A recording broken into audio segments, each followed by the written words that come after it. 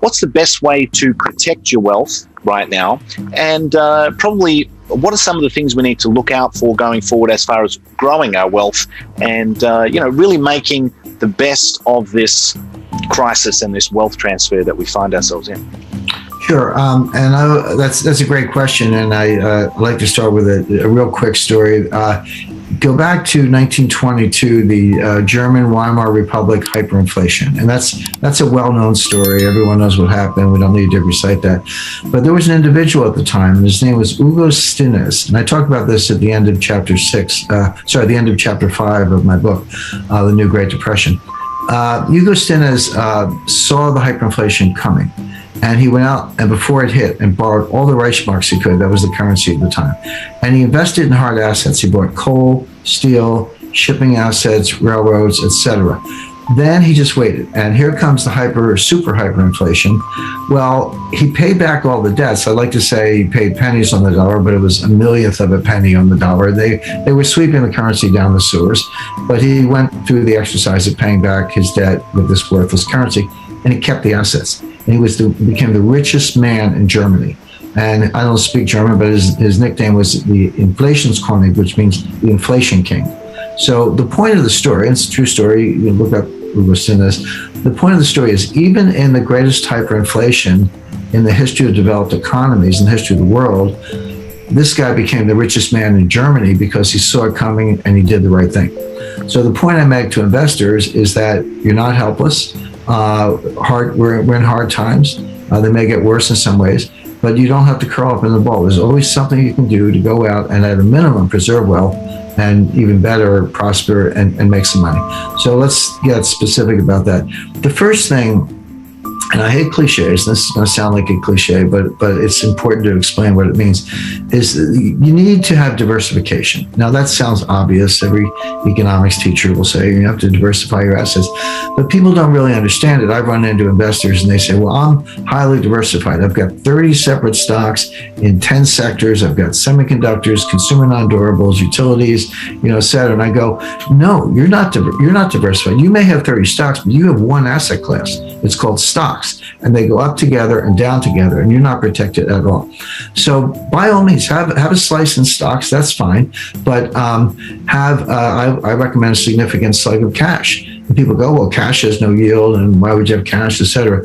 But cash, first of all, if we have deflation, not inflation, cash could be your best performing asset, because the real value of cash goes up in deflation. Your money is worth more, even though there's no yield, because it has more buying power. But more to the point, here's what's not well understood. Cash has embedded optionality. If you're the person, right now visibility is poor. We don't know exactly what's going to happen. I have a forecast, but you've got to really constantly update it.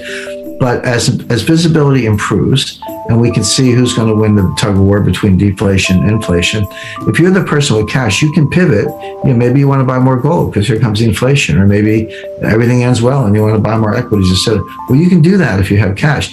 If you throw all your money in private equity, and you decide that's not such a good bet, good luck getting your money back from Henry Kravis. I mean, he's a great private equity manager, but he's not going to give you your money back early. You're stuck. So it's a good idea to keep some cash in reserve. Beyond that, some alternatives, some room for private equity, room for venture capital. I highly recommend residential real estate in what I call go-to locations. Let me just explain that briefly. Right now, we're seeing this in the United States, but I don't doubt you're seeing it in Victoria and Melbourne and elsewhere. People are getting out of the cities. I mean, cities have always been a trade-off. On the one hand, there's noise and pollution, a certain amount of crime and high taxes and all that. But on the other hand, you have museums and cultures and great restaurants, and there's a lot of buzz, and people find it very attractive. And on balance, people have accepted the trade-off. They'll say, I'll take the excitement of the city despite the inconveniences. And they've always been magnets for talent, lawyers, bankers, artists, writers, other professionals, actors, etc. But now what's happened is we've got all the disadvantages, at least in the United States, the dirt, the noise, the pollution. Worse, murder rate in New York has doubled, suicide rates have tripled, drug abuse is up, etc. So we have The disadvantages are worse, but the benefits are gone. The museums are closed, Broadway's closed, et cetera. So people are just getting out of the cities.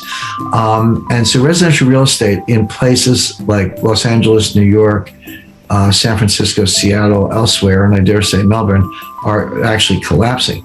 But you say, where are they going? In the United States, they're going to Miami, Nashville, Tennessee, Austin, Texas, Boise, Idaho, Phoenix, Scottsdale, and some other kind of magnet cities. So basically, residential real estate in the places where people are going. Miami is red hot right now. Phoenix, red hot. Austin, same thing. So there are good opportunities there. Commercial real estate, forget it. It's nowhere near the bottom. Probably wouldn't even look at it for maybe another year. And then finally, gold. I recommend 10% gold. I talk about gold all the time, and people always want to put words in your mouth, and they go, well, Jim Rickards says, sell everything and buy gold. I've never said that. I don't believe that. It's not the end of the world. We'll get through it. We'll muddle through. But 10% gold, yeah, that's a good piece to have. It's your inflation protection, obviously. It's also, if it's physical gold, it's a non-digital asset. If it's gold miners, it's a leverage bet, so you can make even more money. But people don't understand that gold does very well in deflation. In 1929 to 1933, the longest period of sustained deflation in U.S. history, gold went up 75%, from $20 an ounce to $35 an ounce. There's a reason for it. That's going back to what I said earlier. Governments get so desperate in deflation that they devalue the dollar and raise the dollar price of gold to get inflation. So gold ends up being the vehicle to break the back of deflation, which they have to do. So gold does well in just about every state of the world. In conclusion, as we navigate the complexities of today's economic landscape, the wisdom of historical experiences guides us towards sound wealth protection strategies. The story of Hugo Stinnes during the Weimar Republic's hyperinflation serves as a powerful reminder that even in the face of economic challenges, strategic decisions can lead to wealth preservation and prosperity. Diversification takes center stage as a misunderstood yet crucial aspect of building a resilient portfolio. Genuine diversification goes beyond superficially spreading investments, and our exploration has shed light on what it truly means to safeguard wealth. The often underestimated role of cash emerges as a key player, offering not only stability during times of deflation but also the flexibility to pivot as economic conditions evolve.